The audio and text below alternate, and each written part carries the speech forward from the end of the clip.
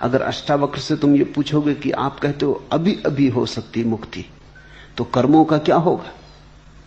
जन्म जन्म तक पाप किए उनका क्या होगा? उनसे छुटकारा कैसे होगा?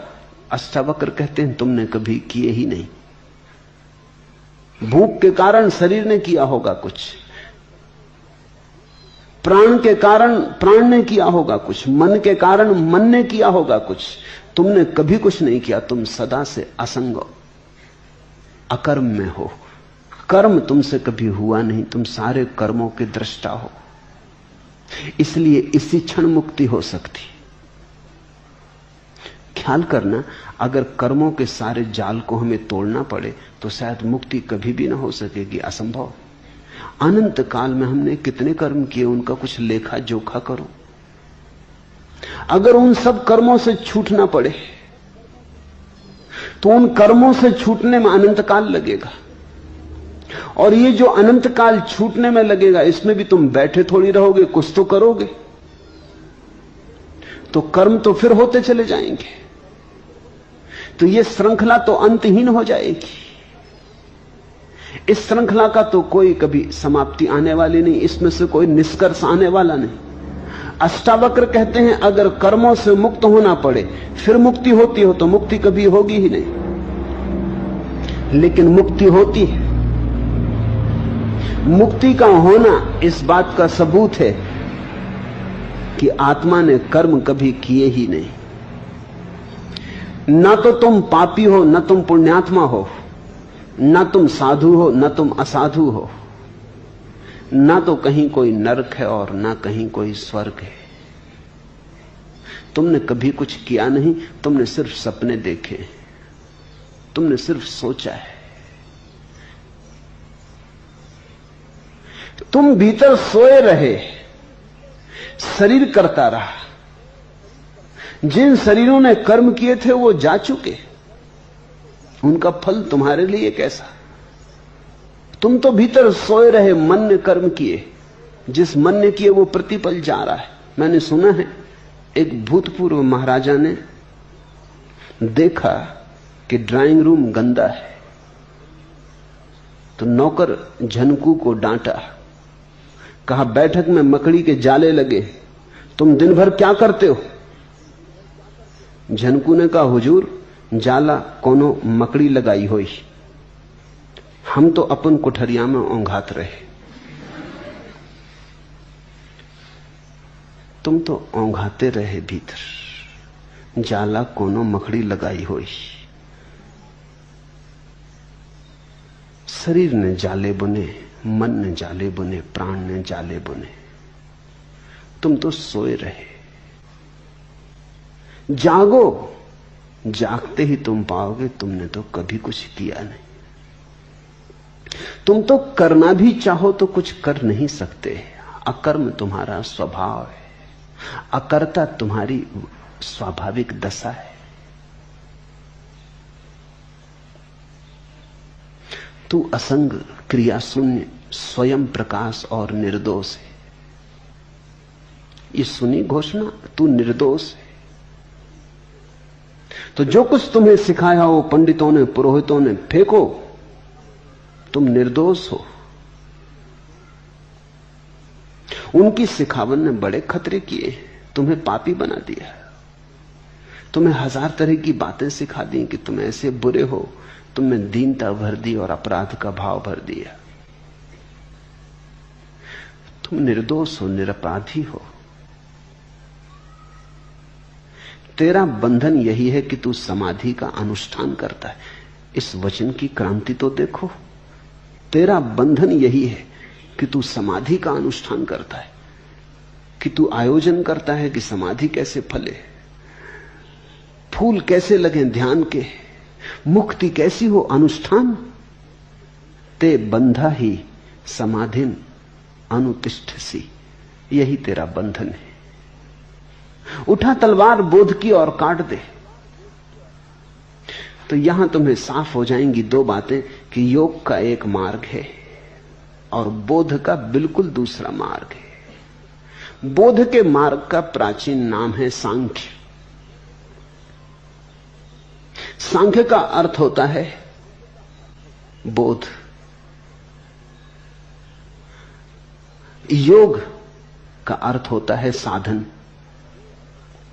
सांख्य का अर्थ होता है सिर्फ जागना है, बस कुछ करना नहीं। योग का अर्थ होता है बहुत कुछ करना है, तब जागरण घटेगा। योग में साधन है, सांख्य में सिर्फ साध्य है। मार्ग नहीं है, केवल मंजिल है, क्योंकि मंजिल से तुम कभी गए ही नहीं कहीं और, तुम अपने भीतर के मंदिर में ही बैठे हो। आना नहीं है वापस, इतना ही जानना है कि कभी गए ही नहीं। निसंगो निष्क्रियो असि त्वयं स्वप्रकाशो निरंजना अयमेव हिते बंधा समाधि मनुतिष्ठसी। बस इतना ही बंधन है कि तुम मोक्ष खोज रहे हो। मोक्ष के खोज से नए बंधन निर्मित होते।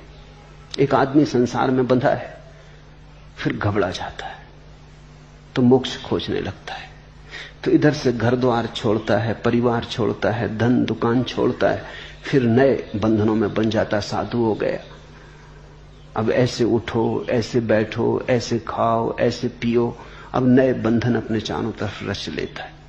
तुमने देखा साधुओं की हालत कैदियों जैसी है। साधु मुक्त नहीं है, क्योंकि साधु सोच रहा है मुक्ति के लिए पहले तो बंधन करने पड़ेंगे। ये भी खूब मजे की बात है, मुक्ति के लिए पहले बंधन मानने पड़ेंगे। मुक्त होने के लिए कोई बंधन नहीं चाहिए। कृष्णमूर्ति की एक किताब है the first and last freedom, पहली और अंतिम मुक्ति। वो अष्टावक्र का आधुनिकतम वक्तव्य है। अगर मुक्त होना है तो पहले ही चरण पर मुक्त हो जाओ, ये मत सोचो कि अंत में मुक्त होएंगे। पहले चरण पर ही मुक्त होना है, दूसरे चरण पर नहीं। क्योंकि अगर पहले चरण पर सोचा कि तैयारी करेंगे मुक्त होने की, तो उसी तैयारी में नए बंधन निर्मित हो जाएंगे। फिर उन नए बंधनों से छूटने के लिए फिर तैयारी करनी पड़ेगी, उस तैयारी में फिर नए बंधन निर्मित हो जाएंगे। तो तुम एक से छूटोगे, दूसरे से बंधोगे, कुएं से बचोगे, खाई में गिरोगे। तो तुम देखो, ग्रस्त बंधा है और संन्यास्त बंधे, दोनों के बंधन अलग अलग हैं, मगर फर्क कुछ नहीं है। ऐसा लगता है कि मौलिक मूर्छा जब तक नहीं टूटती, तुम जो भी करोगे बंधन होगा। मैंने सुना है कि एक आदमी की स्त्री भाग गई, तो उसे खोजने निकला। खोजते खोजते जंगल में पहुंच गया। वहां एक साधु एक वृक्ष के नीचे बैठा था। उसने पूछा कि मेरी स्त्री को तो जाते नहीं देखा, घर से भाग गई, बड़ा बेचैन। तो साधु ने पूछा तेरी स्त्री का नाम क्या है? उसने कहा मेरी स्त्री का नाम फजीती। साधु ने कहा फजीती, तूने भी खूब नाम रखा। ऐसे तो सभी स्त्रियां फजीती होती हैं, कि तूने नाम भी खूब चुन के रखा। तेरा नाम क्या है? साधु उत्सुक हुआ कि तो नाम में बड़ा होशियार। उसने कहा मेरा नाम बेवकूफ।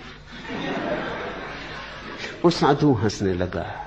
उसने कहा तू खोजबीन छोड़, तू तो जहां बैठ जाएगा फजीतियां वहीं आ जाएंगी, कोई कहीं तुझे जाने की जरूरत नहीं। तेरा बेवकूफ होना काफी है, फजीतियां तुझे खुद खोज लेंगी। संसार से छोड़ के आदमी भाग जाता है, तो संसार छोड़ने से उसकी मंदी बुद्धता तो नहीं मिटती, उसकी मूढ़ता तो नहीं मिटती, मूर्छा तो नहीं मिटती। वो उस मूर्छा को लेके मंदिर में बैठ जाता है, नए बंधन बना लेता है। वो मूर्छा नए जाले बुन देती। पहले संसार में बंधा था, वो सन्यास में बंध जाता है, लेकिन बिना बंधे नहीं रह सकता। मुक्ति है प्रथम चरण पर, उसके लिए कोई आयोजन नहीं।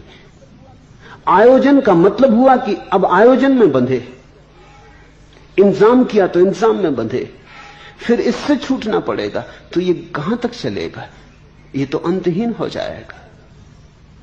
सुना है मैंने, एक आदमी डरता था मरघट से निकलने से, और मरघट के पार उसका घर था, तो रोज निकलना पड़ता है। इतना डरता था कि रात घर से नहीं निकलता था, सांझ घर लौट आता था तो कपता हुआ आता था। आखिर एक साधु को दया आ गई, उसने कहा कि तू ये फिक्र छोड़, ये ताबीज ले, ये ताबीज सदा बांध के रख, फिर कोई भूत प्रेत तेरे ऊपर कोई परिणाम न ला सकेगा। परिणाम हुआ, ताबीज बांधते से भूत प्रेत का डर मिट गया। लेकिन अब एक नया डर पकड़ा कि ताबीज कहीं खो न जाए। स्वाभाविक, जिस ताबीज ने भूत प्रेतों से बचा दिया, अब वो आधी रात को भी निकल जाता। मरघट से कोई डर नहीं, भूत प्रेत तो कभी भी वहां नहीं थे।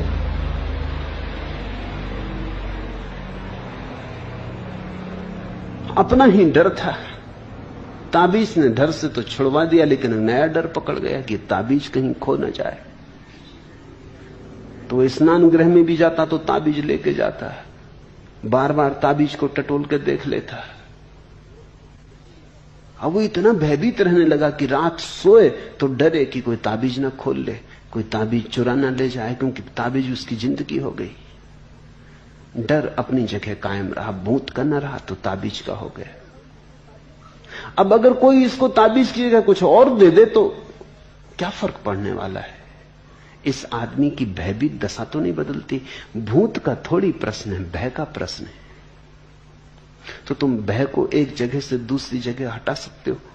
बहुत से लोग इसी तरह का बालीवाल का खेल खेलते रहते हैं। गेंद इधर से उधर फेंकी, उधर से इधर आई, बस फेंकते रहते, खेलते रहते, और इस बीच जिंदगी गुजरती चली जाती। अष्टावक्र कहते हैं समाधि का अनुष्ठान ही बंधन का कारण है। अगर तुझे मुक्त होना है तो मुक्त होने की घोषणा कर, आयोजन नहीं। इसलिए मैं कहता हूं इस वचन की क्रांति को देखो। यह वचन अनूठा है, यह बेजोड़ है। अष्टावक्र कहते हैं अभी और यहीं घोषणा करो मुक्त होने की, तैयारी मत करो। यह मत कहो कि पहले तैयार होंगे फिर, क्योंकि फिर तैयारी बांध लेगी, फिर तैयारी को कैसे छोड़ोगे? एक रोग से छूटते हैं, दूसरा रोग पकड़ जाता है। ये तो कंधे बदलना हुआ। तुमने देखा लोग मरघट ले जाते हैं लाश को तो कंधे बदल लेते हैं। एक कंधे पर रखे रखे थक गए तो दूसरे कंधे पर रख ली, थोड़ी देर राहत मिलती, फिर दूसरा कंधा दुखने लगता तो फिर बदल लेते। ऐसे तो तुम जन्मों जन्मों से कर रहे हो, बस ये सिर्फ राहत मिलती है, इससे परम विश्राम नहीं मिलता।